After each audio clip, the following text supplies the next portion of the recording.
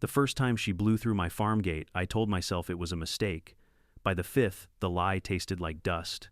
Dawn sat low over the pasture when my motion sensor chirped 5:37 a.m., and an SUV sliced the gravel like it owned the deed to my bones. No brake lights, no wave, just entitlement on 4 tires. Later, the woman in designer shades would call it community access wave, a tablet full of pretty arrows, and threaten compliance. But standing there with coffee steaming into the cold, I saw something else, a practiced route, a schedule, a plan. I tightened the hinge bolts, checked the camera angles, and started recording. If they wanted my land to become their shortcut, they'd have to drive straight through the truth first, and the truth was about to bite back. Before we dive in, tell me where you're watching from and what time it is there. The woman's SUV disappeared behind the hay barn dust hanging in the morning air like a veil that refused to settle. I stood by my fence, coffee cooling in my hand, and told myself this wasn't a random accident. This wasn't a confused neighbor taking the wrong turn. It was too clean, too confident. Whoever was behind that wheel had rehearsed this path more than once, and I knew deep down they would be back. That evening, as I sat in the dim glow of my kitchen lamp, I pulled up the footage from my security cameras. There she was, mid-40s, sharp jawline sunglasses that reflected more arrogance than the sun itself. She never looked toward the house, never slowed down at the gate, never even checked if anyone was watching. Her SUV rolled like it had diplomatic immunity, grinding gravel into my driveway, as though my land had been condemned and handed to her by decree. When she finally stopped that afternoon, it was in the middle of my dirt road. She rolled down her window with that kind of smile city officials wear when they know they've got the paperwork to back them up. "Good afternoon," she said, voice polished but sharp. "I'm Marlene from the HOA Traffic and Landscape Committee. We're documenting traffic flows for the new green corridor." She tapped her tablet screen, displaying what looked like survey maps and arrows. I stared at her. "This is private property," I told her flatly. Marlene adjusted her sunglasses, leaned her elbow casually on the edge of the window, and replied, "This thoroughfare has been in use for years. We're simply formalizing it for compliance." The word compliance cut through me like barbed wire. I knew the county rules better than most. You couldn't just declare someone's ranch a public road without hearings permits and the kind of legal signatures that came from courthouses, not clipboards. I asked to see her ID. She flashed a plastic badge, no more official than the loyalty card from the local grocery store. It said Green Corridor Planning Committee. No seal, no barcodes, nothing that smelled of government. My gut twisted. This wasn't just bluff, it was organized bluff. "Look," she continued, voice syrupy, "now, if you obstruct established access, we'll have to issue notices. That could mean enforcement." Her tone dropped like a gavel. Enforcement. The way she said it made me think of deputies on my porch, or worse, bulldozers chewing through my pasture with a county seal painted on the side. I kept my voice steady. Maybe we should verify this with the county office. For the first time, a flicker of doubt cracked through her polished mask. It vanished in a heartbeat, but I'd seen it. She restarted her engine, muttered something about ongoing monitoring, and drove off. The moment she disappeared around the bend, I walked to my gate. The hinge was bent twisted, like someone had leaned on it with more than a passing nudge. Splinters of fresh wood littered the ground. And then my eyes caught the license plate peeling stickers bolts that didn't match. A fake slapped on, just convincing enough for a drive-by glance. That night I couldn't sleep. Every creak of the house felt like intrusion. I knew this wasn't about one woman in sunglasses. It was bigger. They wanted something, easement, leverage, maybe even ownership. I remembered a case from 3 towns over where an HOA fabricated traffic studies to push through a development project. The rancher who resisted lost half his land after a bogus public access claim. It took him years of litigation to claw back even a fraction of it. I wasn't about to let history repeat itself here, so I got to work. At dawn, I hauled timbers from the old barn steel brackets from the workshop and built what I called my silent witness. Not explosives, nothing that would harm. Just a barricade designed to lock a vehicle in place the moment it rammed my gate. Angled beams, reinforced bolts, hidden braces, the kind of trap that looked like a normal gate until you tried to force it. Then it would hold you tighter than a bear trap. By noon, the work was done. Sweat ran down my back, but the gate stood proud, stronger than it had been in decades. I wired in new cameras, concealed motion sensors, and a backup power supply. If Marlene or anyone else tried their luck again, I'd have the evidence clear, undeniable, admissible in any courtroom. Sure enough, they came. It was 2 days later, right as the sun slipped behind the trees. The familiar SUV roared up the dirt road like a bull released from its pen. She didn't slow. She didn't check. She hit my gate full throttle. The sound was biblical steel groaning timber, shuddering glass cracking. The SUV's front end crumpled like paper tires, spinning uselessly against the gravel. Smoke hissed from under the hood, not fire, just the suffocating cough of an engine choking on arrogance. And then the screaming started. From behind the windshield, I saw Marlene pounding her steering wheel, phone clutched to her ear, shouting words I couldn't catch but didn't need to. Her designer sunglasses flew off, landing in the dirt. Her hands gestured wildly, as if she could summon authority from thin air to make my gate vanish. I stood 10 yards away, coffee and hand camera rolling. My heart thudded not with fear, but with grim satisfaction. This wasn't violence. This was truth snapping shut like a trap on a predator's paw. A familiar rumble echoed behind me. Rick, my neighbor, pulled up on his ATV, his eyes wide but his mouth curved in a knowing smirk. "Well," he said, "dismounting looks like you caught yourself a Karen." I nodded, camera still fixed on the scene. "And I'm going to make sure everyone sees it, because this was no longer just about my gate. This was about drawing a line in the dirt that no committee, no fabricated paperwork, no fake badge could ever cross again." The image of Marlene's SUV jammed into my barricade spread through the valley faster than wildfire. Neighbors who had long whispered about HOA intimidation started calling, some chuckling, some furious, all with the same question. "She tried it on you too." That was when the scope of it hit me. This wasn't just one pushy woman trespassing. It was a campaign. Rick leaned on his ATV, arms crossed, while Marlene screamed into her phone. "She'll call deputies," he muttered. "Count on it. But don't worry, the county doesn't back HOA nonsense. Still, they'll try to bluff you until you fold." I recorded every second. Her license plate numbers, peeling bolts loose, glared in my lens like proof stamped in metal. She eventually stormed out of the vehicle, dust coating her expensive shoes tablet clutched like a weapon. "You're obstructing public access," she snapped, waving the tablet. "Do you know the liability you're creating? Emergency services, fire evacuation, this is bigger than you." Her voice carried down the road, echoing off the barn walls. My coffee was cooling in my hand, but my resolve was hot. "This is private land," I said evenly. "Show me a court order. Show me one county seal. Otherwise, you're just a trespasser with a tablet." She froze for half a second, then jabbed the screen at me like it contained scripture. The maps looked convincing at a glance, colored corridors, arrows pointing toward my pasture, but they lacked signatures, stamps, any sign of legal authority. I saw straight through it. Rick chuckled low. "Lady, that map's not worth the ink on it." Her face flushed, and with a hiss of frustration, she stomped back to her crumpled SUV. The engine sputtered but refused to start. I could almost hear the gate whisper, "Not today." That night, Rick came over with a folder. He dropped it on my kitchen table, the pages inside worn, smudged from handling. "She's been pulling this trick on half the county," he said. "Letters, all the same. Claims about green corridor access, environmental compliance, and other jargon that sounds official until you read the fine print. No county stamps, just HOA letterhead." I thumbed through the stack. Each letter bore the same threats, compliance notices, penalties, warnings of legal action. Some even cited emergency access requirements. I felt my jaw tighten. They weren't just trespassing, they were fabricating a paper trail, hoping no one would question it. "They're building a case," I muttered. "If enough people ignore the details, they'll claim precedent. Easement by prescription. 20 years of continuous use, and suddenly our roads belong to them." Rick nodded grimly. "Exactly. And with those fake surveys, they're trying to show it's already happening." The thought made my skin crawl. This land had been in my family nearly 2 decades. My father's sweat had hardened these fences. My mother's garden still bloomed near the porch. To watch a clipboard committee waltz in with fraudulent paperwork was an insult to every hour of labor carved into this soil. The next morning, I drove into town. The county office sat in a squat brick building, its flag snapping in the November wind. Inside, the receptionist, Ellen Martinez, sharp-eyed and brisk, looked up as I laid my deed on the counter.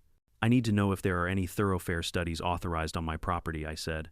She scanned the deed, tapped into her computer, and after a long pause frowned. "Nothing. No studies, no corridor designations, no hearings scheduled." I told her about Marlene, the SUV, the maps, the claims. Ellen's frown deepened into something sharper. "HOAs don't have authority over private property outside their covenant boundaries," she said. "They cannot designate corridors, issue compliance notices, or fabricate public access. If they're waiving fake documents, that's fraud." The word rang in my ears. Fraud. I left the office with certified copies of boundary maps stamped with the county seal. Proof. That afternoon, Rick and I called a handful of neighbors to my barn. 5 showed up, each carrying their own stack of letters. One had even found a strange electronic device bolted under his cattle guard, blinking faintly in the dark. It wasn't just paperwork. They were installing surveillance equipment, logging vehicle patterns, manufacturing evidence. As the group compared documents, a pattern emerged. Every property targeted sat along the path that would connect the HOA's new subdivision to the county highway. They weren't chasing environmental compliance. They were chasing convenience and profit. If they carved a corridor through our land, property values in their development would skyrocket. "They're playing long game fraud," Rick said. "If we don't stop it now, they'll drag us into court with fabricated evidence and shiny presentations." I looked around the barn, faces etched with fatigue, anger, determination. These weren't just neighbors, they were allies now. "Then we don't wait," I said. "We build our own case. Cameras, logs, sworn affidavits. If they want to fabricate history, we'll write the truth in stone." For the next week, we turned our valley into a fortress of documentation. Hidden cameras watched every gate. Motion sensors recorded timestamps. Neighbors coordinated patrols, sharing footage and logs. Every suspicious vehicle, every unmarked trailer, every attempt to sneak equipment onto our land was captured, cataloged, stored. Sure enough, the HOA pushed back harder. Unmarked trucks cruised past at odd hours. A contractor in a neon vest was caught photographing my gate, pretending to inspect utility lines. One night, my sensors logged 3 vehicles arriving in perfect 3-minute intervals, an orchestrated dance designed to look like random traffic. But random traffic doesn't move with the precision of a parade. The more evidence we gathered, the more obvious the fraud became. And then came the knock on my door. It was just after dusk when I opened it to find Marlene again, this time with 2 men in matching blazers. She smiled wide, though. Her eyes betrayed a flicker of nerves. "We'd like to resolve this amicably," she began, holding out another stack of documents. "I didn't take them. County already confirmed your paperwork is fake." One of the men cleared his throat. "Sir, resistance will only complicate matters. These corridors are in the community's best interest." I laughed, a sound colder than the night air. "The community? You mean your subdivision's resale value? Get off my porch." Marlene's smile cracked and she hissed, "You'll regret this." I closed the door slowly, the weight of her threat pressing on my chest. But behind me on the table lay a folder thicker than hers, real deeds, certified maps, timestamps, and video proof. For once, I felt the ground beneath me steady. This wasn't going to be a quiet dispute anymore. This was war written not with bullets, but with paper cameras and the truth. The night after Marlene's visit, I sat at my kitchen table staring at the folder of evidence we'd compiled.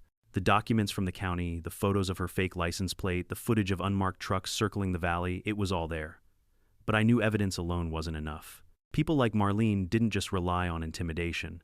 They thrived on confusion. They layered lies so thick that by the time you peeled back, 3 more had already sprouted. If we wanted to stop this, we needed more than proof. We needed a trap not just for her SUV, but for her entire scheme. So I decided to build one. It started the next morning with timber and steel. My reinforced barricade had already proven its worth, but this time I went further. I laid out beams angled like teeth-hidden braces sunk into the ground, and a gate that looked deceptively ordinary. From a distance, it seemed like a simple wooden crossbar. Up close, it was a cage waiting to snap shut. If anyone tried to ram it again, they wouldn't just dent a bumper, they'd find themselves locked in a vice of their own arrogance.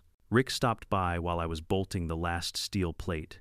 He watched in silence for a while, then finally asked, "You planning on stopping an army or just one Karen?" I grinned grimly. "Both. She's not acting alone." He nodded. "Neighbors are rattled. 2 more found those electronic devices near their gates. Looks like some kind of GPS tracker. Same brand, same setup." That confirmed what I already suspected. Marlene's SUV wasn't just joyriding. It was the lead car in a coordinated effort to stage evidence of community use. They were fabricating a history that never existed. By noon, I had cameras angled to catch every possible approach. I tested the sensors, made sure the backup batteries were charged, and reviewed the motion logs from the past week. Patterns emerged, vehicles arriving within minutes of one another, circling in synchronized routes. No ordinary neighbors did that. This was choreography. That evening, the trap sprung. It was just before sunset when I heard the roar of an engine. My cameras lit up with motion alerts. The SUV, again, Marlene behind the wheel, her tablet glowing in the fading light. She didn't hesitate, didn't slow down, didn't even check if the path was clear. She barreled straight for the gate. The impact was thunderous. Wood-cracked steel groaned and her SUV lurched forward before locking in place like a fly in amber. Tires spun wildly, gravel spraying into the air, but the barricade held firm. Smoke hissed from under her hood. I stepped out from the shadows, camera in hand, recording every second. Her sunglasses slid down her nose, eyes wide with rage and disbelief. "You can't do this," she screamed, slamming her fists against the steering wheel. "This is illegal. You're obstructing emergency access." "Emergency access," I said calmly, sipping my coffee. Funny, because the fire marshal says my gate already exceeds safety standards. And last I checked, fake committees don't write county law. She fumbled for her phone, yelling into it so loudly I caught half the words stuck. "Non-compliant enforcement now." Her voice cracked with panic. Rick's ATV rumbled up behind me, headlights casting long shadows across the scene. He parked, climbed off, and stood by my side. "Need a hand?" he asked, his voice steady, almost amused. I shook my head. Just a witness. Together we watched as Marlene flailed, waving her tablet like it held divine authority. She tried opening her door, but the gate beam pressed against it, pinning her SUV in place. She was trapped literally and figuratively. Minutes later, another vehicle approached. This time, it wasn't a neighbor. A pickup truck with no markings crawled down the dirt road, headlights dim. The driver slowed as he saw the scene, then reversed quickly, tires squealing as he fled back toward the county road. "Caught red-handed," Rick muttered. "Looks like her backup didn't expect the trap." I raised my camera higher, catching the fleeing truck on film. Every second, every license plate, every face mattered now. Eventually, Marlene managed to pry her door open just enough to squeeze out, stumbling into the dust with fury in her eyes. "You're going to pay for this," she hissed. "Obstruction, harassment, destruction of property." I cut her off. "Destruction of your property. On my land. Recorded in HD. You want to play court games, let's play." She froze, her expression flickering from rage to something else, fear. She knew the footage would destroy her narrative. No committee badge could erase the sight of her SUV jammed into a gate she had no legal right to cross. Rick leaned closer to me, voice low. "She'll double down. People like her don't stop when they're caught. They escalate." And he was right. That night, my motion sensors logged more activity than ever. Trucks circling, headlights sweeping across fields, unfamiliar silhouettes lurking at the fence line. It was harassment disguised as surveillance pressure, meant to make me snap. Instead, it made me steelier. By dawn, I had compiled every clip, every timestamp, every frame into a single folder. I burned copies onto drives, handed them to Rick and 2 other neighbors. "If anything happens to me," I told them, "make sure this goes straight to the county attorney." They nodded solemnly. The stakes were no longer just property lines, they were legal, financial, and potentially criminal. Later that morning, Ellen from the county office called. Her voice was brisk, but laced with concern. "We've had multiple inquiries from your area about something called a Green Corridor Initiative. None of it's on record. If you've got evidence of HOA committees forging documents, we need to see it." I promised to bring everything. But as I hung up, I looked out the window at the battered SUV still lodged in my gate. Marlene hadn't arranged a tow yet. Maybe she wanted it to sit there as some kind of twisted symbol of defiance. To me, it was the perfect monument, a warning sign that her arrogance had finally hit a wall. I sipped my coffee steady and cold. The game was far from over. The trap had worked, but the war was only beginning. The sight of Marlene's SUV still jammed in my gate was almost comical the next morning. The sun rose over the pasture light, spilling across dented metal and broken pride.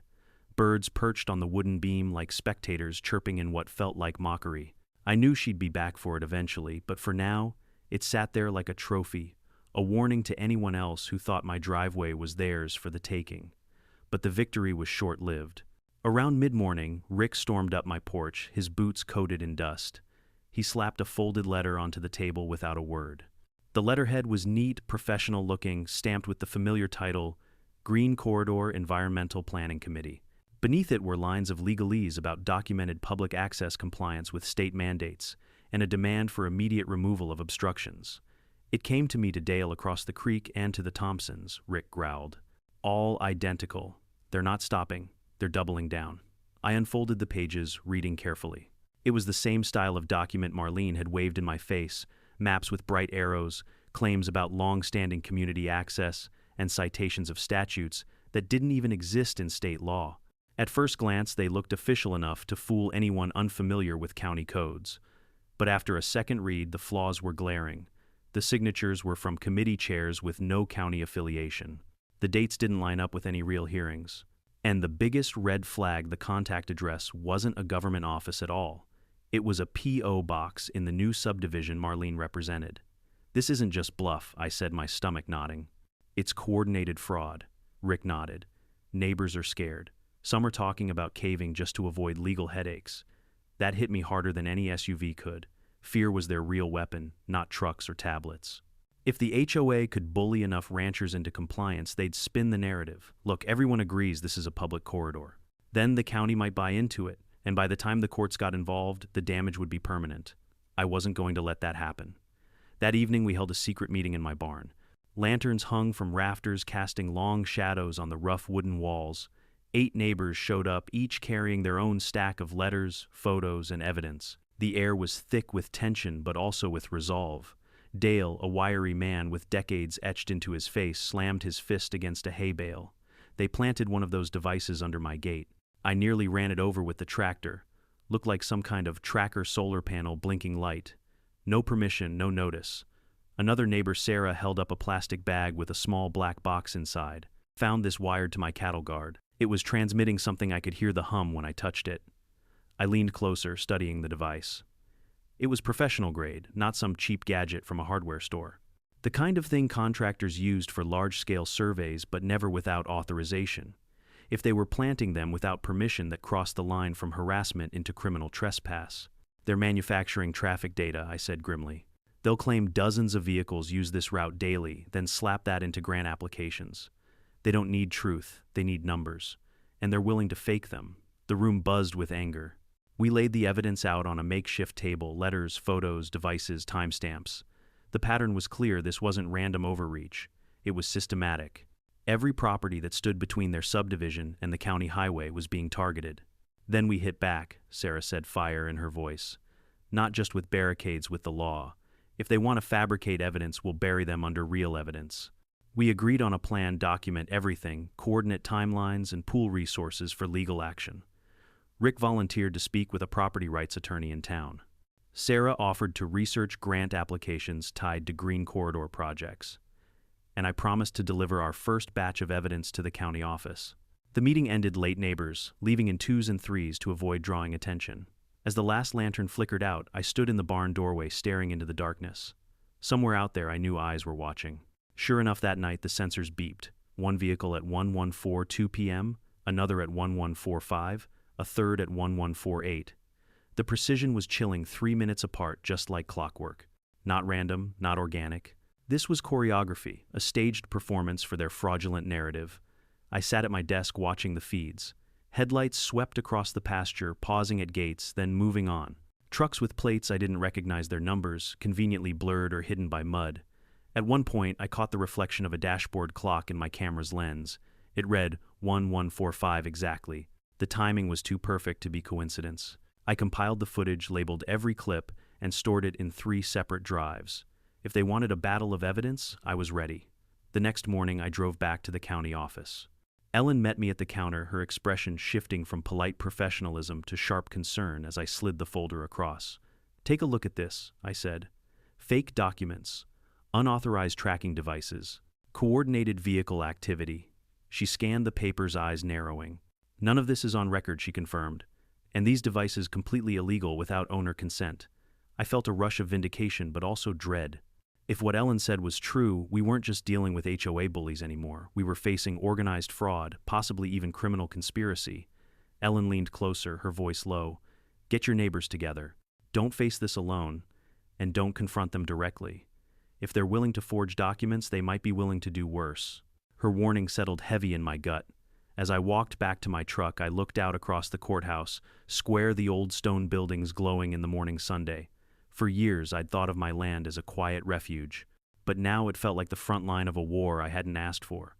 That night, as I watched the SUV still stuck in my gate, a thought struck me. Maybe the trap wasn't just wood and steel. Maybe the real trap was already closing around Marlene and her committee. They had underestimated us, thinking rural folk wouldn't fight back. But we were farmers, ranchers, people who understood patience, persistence, and resilience. And when push came to shove, we didn't break. We dug in. By the time the 3rd week rolled around, the tension in the valley had thickened like storm clouds before a downpour. Marlene's SUV was finally hauled away, but her absence didn't mean retreat. If anything, the pressure campaign escalated. We started finding new letters, shoved under gates, stamped with bolder fonts and scarier language. They carried phrases like immediate compliance required and subject to enforcement action. Anyone skimming might mistake them for real county orders. But I had something new on my side, the truth sealed with an official county stamp. The morning I walked back into Ellen's office with a binder full of video footage, she wasted no time looping in her supervisor. Within an hour, I was seated across from a county attorney named Harris, a silver-haired man with the sharp eyes of someone who'd seen too many property disputes to be fooled by theatrics. He flipped through the binder slowly, occasionally tapping the table, when something caught his eye: photos of fake plates, screenshots of synchronized vehicle passes the tracker devices. Finally, he closed it with a decisive snap. "This isn't a civil nuisance," he said. "This is systematic fraud. And if they've submitted any of this to the state for grant funding, it's criminal." The word criminal carried a weight that seemed to reverberate in my chest. Harris outlined the basics. Unauthorized surveillance equipment was trespassing. Forged documents could be prosecuted as fraud. Impersonating county authority bordered on felony territory. He assured me the county had no record of a green corridor project. But if they're building their case, he said, we'll need airtight evidence before we move. I left the office with a mixture of relief and dread. Relief that someone with real authority believed me. Dread because it meant this wasn't just neighborhood drama anymore, it was war against a fraud machine with resources, money, and lawyers. That evening, we called another barn meeting. This time, nearly a dozen families came. Some carried letters, others brought photographs, and one even lugged in a rusted metal pole that had been planted in his field with a fake survey flag still attached. The mood was angrier now, less fearful. We weren't just victims, we were witnesses building a case. I stood at the front holding up Harris's business card. "The county is on our side," I told them, "but they need everything. We've got organized, documented, irrefutable." Sarah, always quick with fire in her voice, asked, "And in the meantime?"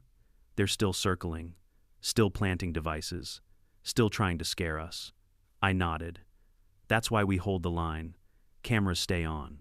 Gates stay reinforced. And every time they try, we add it to the pile. They think we're too scattered to fight back. They're wrong." The barn echoed with murmurs of agreement. For the first time, I saw unity in their faces, anger sharpened into purpose.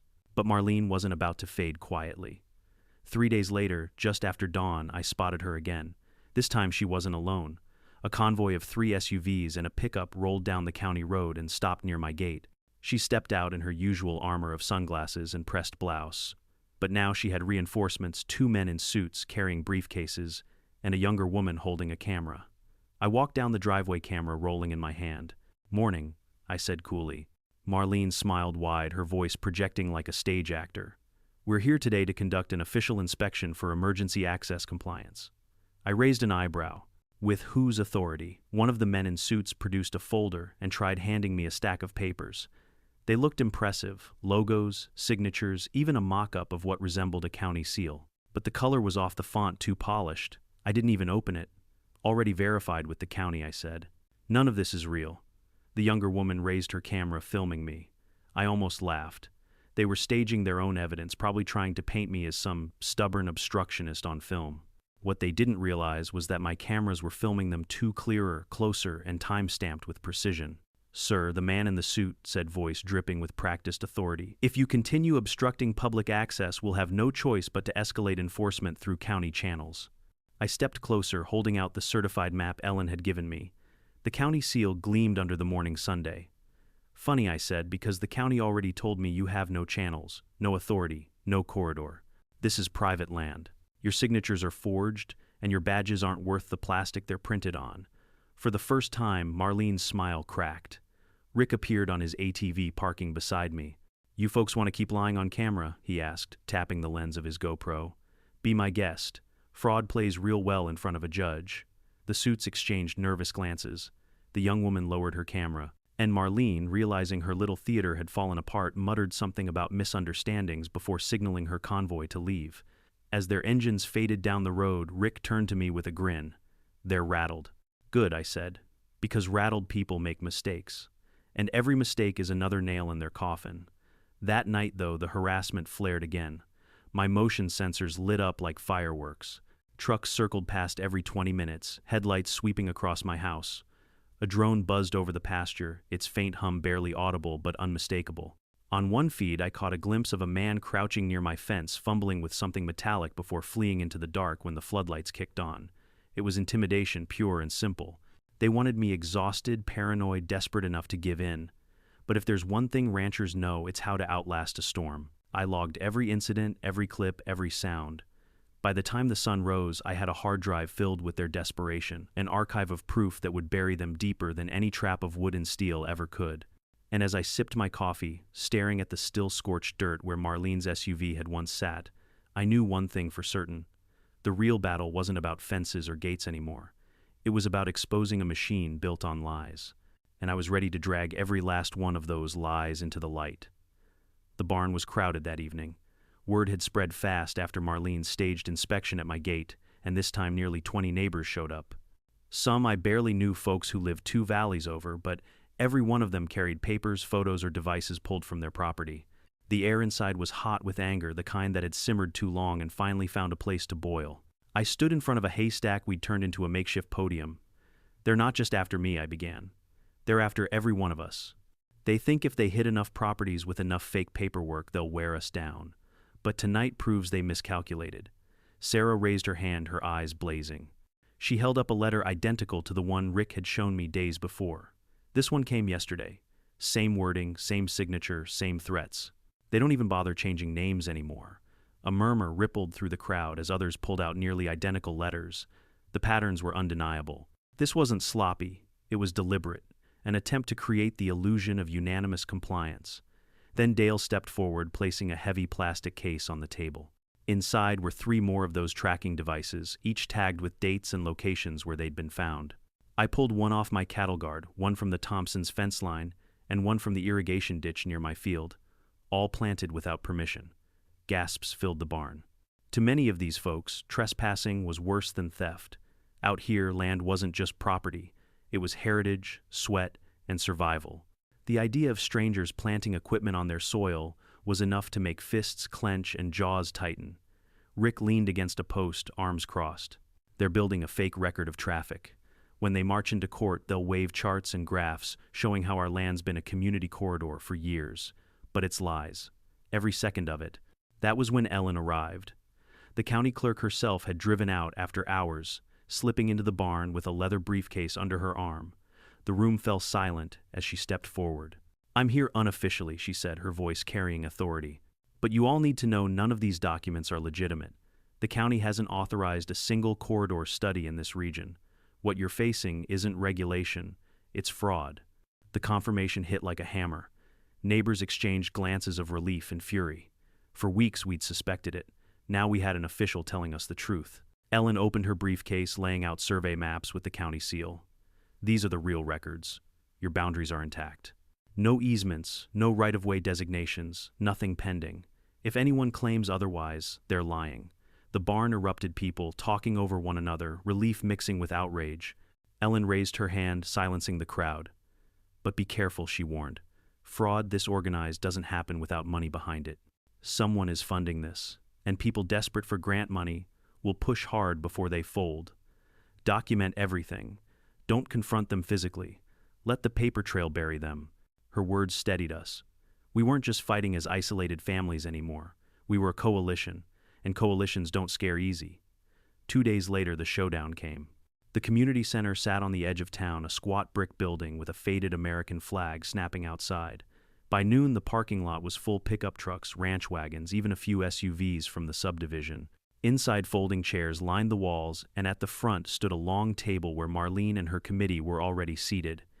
She wore her usual sunglasses, though we were indoors, and tapped nervously at her tablet. Beside her sat 2 men in suits, the same ones from my gate, and a stack of glossy binders. The room buzzed with tension as neighbors filed in, clutching their evidence.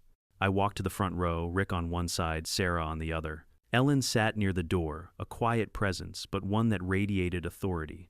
Marlene rose, smiling as though nothing had happened. "Thank you all for coming," she said sweetly. "We're here to clarify misunderstandings about the Green Corridor Initiative.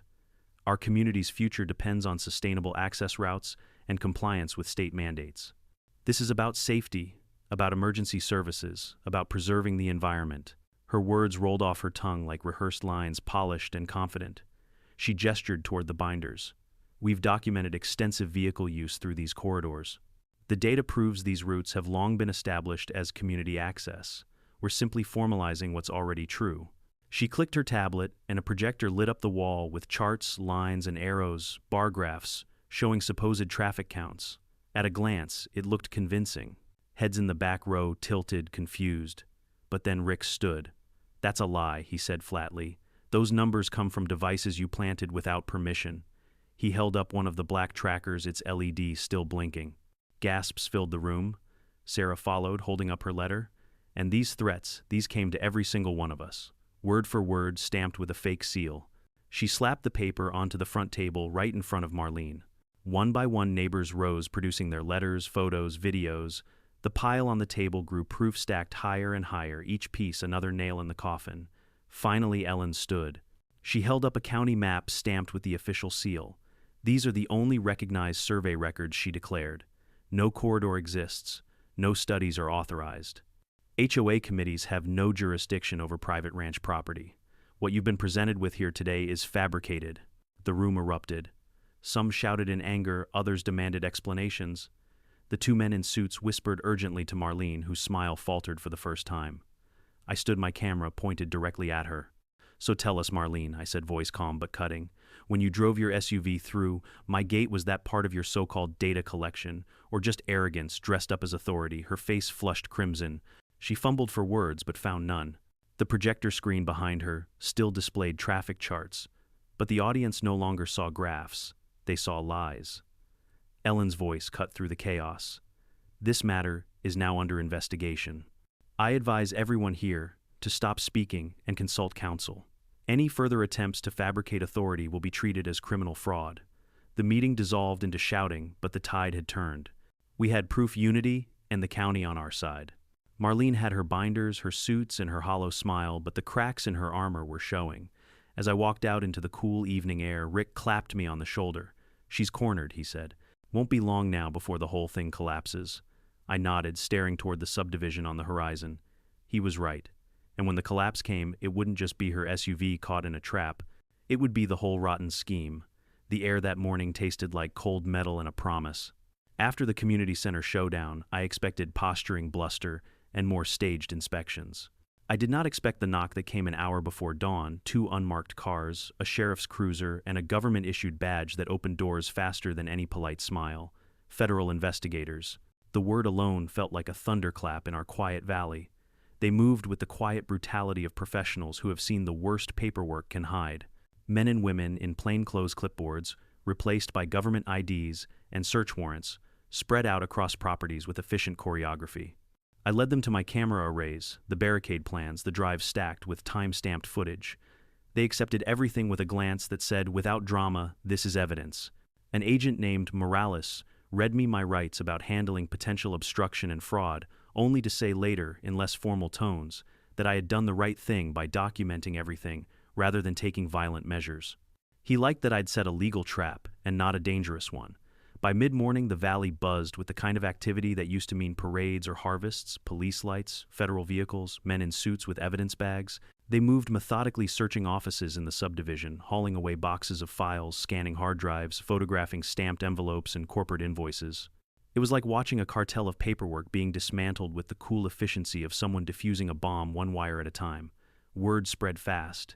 Neighbors clustered in driveways, faces flushed with adrenaline. Someone had posted one of my videos to a local news group, and by noon the county reporter was on the phone with questions. The attention made Marlene and her committee squirm. They had built their scheme on being overlooked. The investigators kept their cards close, but slowly the outline of a conspiracy emerged. Greenscape Services, the contractor whose vans had been spotted around our properties, was not the garden-friendly outfit their brochures claimed. Bank records pulled by financial analysts showed a steady stream of payments from HOA management accounts to a handful of shell companies funneling money into contracts for surveying and community studies. Performance bonuses were tied to verified corridor usage. Bonuses, as in pay us if you produce results. The pattern was ugly and deliberate. Then the real sting came. One of the field agents, a woman named Ortiz, motioned for me to follow her to a Jeep idling by the county road. She pointed at a sequence of time-stamped photos on her tablet images taken from a traffic camera outside a staging yard 3 miles away. There, in the half-light of pre-dawn trucks, lined up like a convoy drivers, exchanging clipboards, radio chatter captured on a wiretap GPS pings that matched the exact minutes recorded on our motion logs. The coordination was undeniable, minutes not hours, choreography not coincidence. When the raid team executed a warrant at Greenscape's headquarters, they found more than fake survey flags. They found racks of surveillance hardware boxes, labeled with county grant program names, and email chains that read like a procurement plan for deception. Someone had the gall to write in plain text, "Ensure 90 days of verified passes funding depends on it." That single line was the rope that would hang the scheme in plain view. Arrests followed. Some were quiet, served with cuffs and escorted to cars. Others were more public, politely led away as neighbors watched from porches. Marlene wasn't the first to be taken, but when her turn came, she looked smaller than she had at my gate. The sunglasses were gone, the practiced cool replaced by raw panic. She tried to hand a folder to an agent, another batch of forged county letters, and the agent took it, photographed the header, and set it aside, like evidence that proves intent. In the days that followed, federal agents interviewed dozens of us. We relived every trespass, every planted device, every forged letter, and every night the convoy had crawled past our houses. Each testimony added another layer to the prosecution's case. The county attorney's office coordinated with federal prosecutors. Together they began to stitch a narrative that would not let the defendants wiggle free. The financial analysis was the dagger. Once the trail of payments was exposed, the motive became clear: and ugly property acquisition and grant fraud. The false corridor would increase the value of development land, and the performance bonuses ensured contractors were paid for producing the illusion of community usage. It was a business model built on lies and greed. Inside the courtroom where the first charges were read, I sat with Rick and the others. We watched bank accounts, frozen corporate registrations voided, and attorneys for the defendants scramble as discovery revealed internal communications that read worse than any rumor. The judge's voice that day was measured, but not without steel fraud, conspiracy, impersonation of public officials, and violations concerning unauthorized surveillance equipment. Those were not garden-variety civil claims. They carried weighty federal penalties. Publicly, the HOA leadership claimed they had been misled by contractors, that they'd been trying to serve the community. That narrative dissolved under cross-examination and depositions. Emails showed HOA officers coordinating meeting schedules with Greenscape execs. Invoices bore signatures from HOA, treasurers approving stage surveys. The curtain of plausible deniability tore as more documents surfaced. The fallout was immediate and messy. Contracts were canceled, licenses rescinded, and an administrative audit of grant applications swept through neighboring counties. Several HOA officers resigned under the weight of evidence. Some sought plea deals. Greenscape's principals faced indictment and eventually criminal trials. The public records we had requested, once mundane forms filed in dusty government drawers, became instruments of justice. But justice in this valley was not measured solely by indictments. It was measured by the quiet acts of reclamation that followed. The county placed official notices on our gates, clarifying property boundaries and reaffirming the absence of any corridor designation. Ellen and the fire marshal worked with us to draft a formal easement policy, one that protected property owners from predatory schemes while preserving legitimate public safety needs. Grants, when appropriate, would be pursued transparently with full county oversight and property owner consent. On a personal level, the victory was bittersweet. People lost jobs. Reputations were shattered. Some neighbors felt betrayed by friends who had signed off on committee minutes or who'd been too trusting of contractors. The legal process was messy and humane in equal measure. But the core truth remained: we had stopped a machine that would have eaten our land inch by bureaucratic inch. Standing by my gate one evening, months after the first SUV hit the barricade, the valley felt different. The motion sensors still chirped, but now they were watching authorized traffic, a mail truck, a farmer collecting hay, a delivery for the community center. There were new signs, official and reassuring. Folks waved when they passed. People who had been nervous about rocking the boat volunteered to testify. Others helped catalog documents for civil suits seeking restitution. I walked the fence line, hand trailing along the weathered wood, thinking about the long slog of it all. The trap at the gate had been a starting point, the physical manifestation of resistance. But what really won the day was persistence, the steady accrual of timestamps, signatures, sworn statements, and the stubborn refusal to accept polished lies as reality. Greed loves silence. Truth thrives on noise. Marlene's legal saga continued in the courts, a slow, public unraveling of a scheme designed to look tidy and inevitable. The verdicts that finally came down felt like more than personal triumph. They were a message to anyone who thought they could manufacture history to seize what others had built.